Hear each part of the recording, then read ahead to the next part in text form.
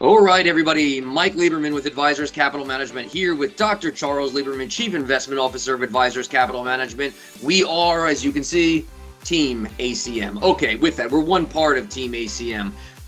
This episode 9 of the 10-second interview show, we're going to talk about the Super 7 stocks and largely why, as a financial advisor, if you've put together a portfolio or you're an investor who's invested in a diversified portfolio, it's extremely likely that you are underperforming. So with that, Chuck, wanted to throw out to you the idea that the 7 largest companies, or 7 of the 8 largest companies in the S&P 500, we're calling them the Super 7. They've been referred to as the Magnificent 7. They make up now 27+% of the index, of the S&P 500.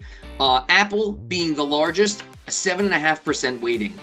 As a portfolio manager, would you ever take a 7.5% weighting to an initial position? And isn't this part of why it's impossible to keep up with the index when, just for the record, Apple is up more than 41% year to date? What are your thoughts there? You got 10 seconds, by the way. Don't go for a long time. Nobody's got time. TikTok world. TikTok dudes. 10 seconds. Go. Okay, so the answer is that you think about every one of those companies and you think about whether you want to be overweight or underweight. And in most cases, you want to be underweight. You can't afford to be out of them for exactly the reason that you just described, which is they've had a fabulous year. Question number 2, do you recall a time, right, when the index has been so concentrated, right? 7 positions make up 27% of the S&P. The big have gotten so big. Have you ever seen anything like this before? Yeah, we have seen it before, but not quite like today. It was also true back in 99 when technology was through the roof, and it has been true at other times, but this is the most extreme. Okay, so fine. That leads me to one of my other questions. Again, 10 seconds or less. Is this a 2001 type of approach? Is this a 2001 type of risk in the portfolio? Or these companies are making money? This is a different animal. This is a different animal. Back in 2000, companies were priced on nothing. Companies were losing money or even didn't have products yet. They had ideas. This is not that.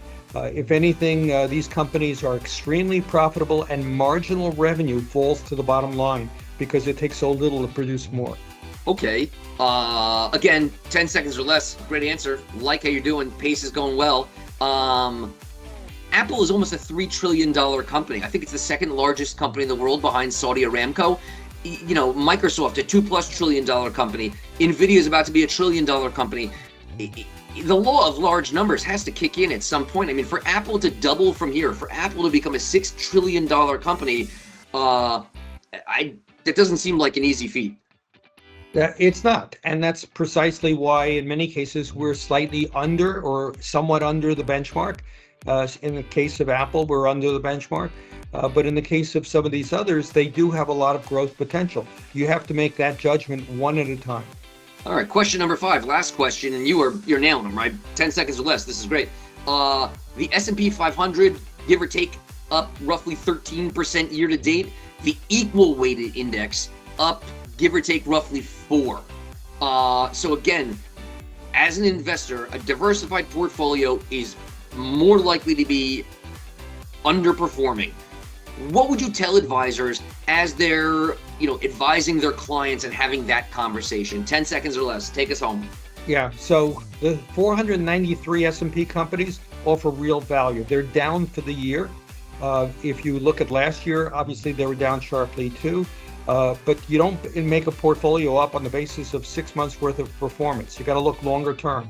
And there are a lot of companies out there with PE multiples of 10 or less, good companies that will double over the next 3 years.